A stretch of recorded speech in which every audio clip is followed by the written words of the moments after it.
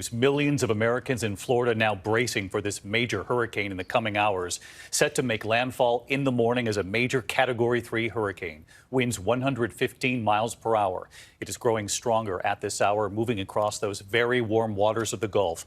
The Tampa airport closed. Tornado warnings in southwest Florida around Naples already. And now states of emergency, not only in Florida, but in Georgia and the Carolinas as well. Take a look tonight, the hurricane scene from the International Space Station, the eye developing there. The rapid intensification has now begun. Florida's southernmost point, Key West, you can see right there, already being lashed by strong winds and driving rains. The outer bands also reaching Fort Myers Beach, which, of course, is the last place that needs this. That's where Hurricane Ian did so much damage nearly a year ago. The winds also picking up in Sarasota tonight and in Florida's Big Bend region, where the hurricane may very well make landfall north and west of Tampa. The vulnerable barrier island of Cedar Key boarded up. Most everyone is gone tonight. At this hour, the newest track coming in just late today, a slight shift in that track. Ginger will take us right through it, where it will now hit. Hurricane Idalia now about 200 miles from Tampa, moving at 16 miles an hour. Expected to make landfall north of Tampa. So let's find out where. And of course, we always know that this path could still shift. Let's get right to Chief Meteorologist Ginger Z, where the winds are already whipping tonight on Treasure Island, Florida. Ginger? Hey, David, we will be with you for every wobble of that track overnight. But right behind me, the darkening skies, the outer bands of Idalia. The center is about 150 miles to my southwest. That thing is charging north, though, and it is going to race toward the Big Bend, which is far from here, but we will still see impacts as far south as here. Already have, as you showed. A quick look at the radar tells you, and the path, that this is the Big Bend, that Appalachia Bay area. Cedar Key, Steinhatchee, all in line for a tomorrow morning landfall. It stays a hurricane even into South Georgia, then stays tropical storm, South Carolina, North Carolina, late tomorrow into early Thursday. And when we're talking about impacts well beyond the cone, this map shows you those tropical storm warnings all the way to the Outer Banks, hurricane warning, Apalachicola, down to Bradenton. It also goes through Gainesville and right at the coast. Number one way we lose life and property is storm surge, 10 to 15 feet. We're talking moving buildings type of water.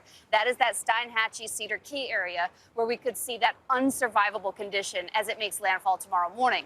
Then it's about the wind, knocking out power to so many people that live in that hot pink color there. You can see 110 plus mile per hour winds that go all the way through South Georgia. We'll have tornadoes. We'll have rain on the order of 6 to 12 inches. And David, I think that the National Weather Service in Tallahassee said it best. You shouldn't compare this hurricane to any other because you can't. We have not had a Cat 3 or higher hit this part of Florida since records began. Yeah, you always remind us of that, and the National Weather Service also saying it tonight. You cannot compare it to hurricanes before. You have to take this very seriously. Great to see so few people remaining. Ginger, thank you. Of course, we're thinking about these families going through this. Millions of Americans in the path of this storm right now. This has shifted a little further north and west, as Ginger just pointed out. Still, Tampa General Hospital tonight right on the water, building what's called an aqua fence to protect it from the surge. The airport closed, and they are very concerned, as you heard Ginger report there, about the storm surge right up the coast. Also on the ground tonight, senior meteorologist Rob Marciano on the rush to prepare. Tonight, the outer bands from Hurricane Idalia now impacting Florida. Rough surf in the Keys, flooded roads in Fort Myers Beach. The community so hard hit by Hurricane Ian less than a year ago. The storm battering Cuba overnight with high winds, rough surf, and flooding rain. FEMA urging families to heed the evacuation orders and get out while there's still time. If you are in a storm surge warning area, it could mean just traveling 10 or 20 miles to get out of the most significant impact areas. In Tampa, they're racing to shore up critical infrastructure. For the second year in a row, they've erected this aqua fence around Tampa General Hospital to hold back any storm surge and to protect the patients inside. Tampa's mayor watching Idalia's every move. As the rain moves in and the winds pick up tonight, as you go to bed, what are you most concerned about? I'm most concerned about those individuals that haven't heeded the warnings and haven't taken it as seriously as they should. Our Ginger Z, southwest of here on Treasure Island. These barrier islands have a major erosion problem on the daily. Add a full moon, plus 4 to 7 feet of storm surge, and with water on both sides, we're concerned about these islands tomorrow. Some areas are bracing for up to 15 feet of surge. Our Maria Villarreal in Levy County. Here in Cedar Key, the businesses are boarded up. The sandbags are out here. They will have an absolute evacuation order in place. Gas will be off, lights will be off later on this evening.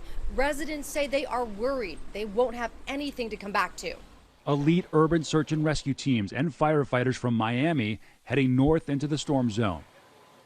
Idalia now 16 miles an hour. It's accelerating, which in part could be a good thing. It will limit the amount of time over these warm Gulf waters, but hopefully keep it below a Cat 5, 4 and 5. But it will carry its momentum well inland. So towns in and around Gainesville and Tallahassee could see destructive winds. We could see hurricane force winds as far inland and as far away as Savannah. This is now a high-speed, high-impact hurricane. David? Every hurricane different. The speed of this, as you point out, Rob and Ginger earlier, means inland they will really feel the destructive force of this. Rob Marciano, Ginger Z, both on the ground. I know you have much more on Good Morning America. Our thanks to you both tonight.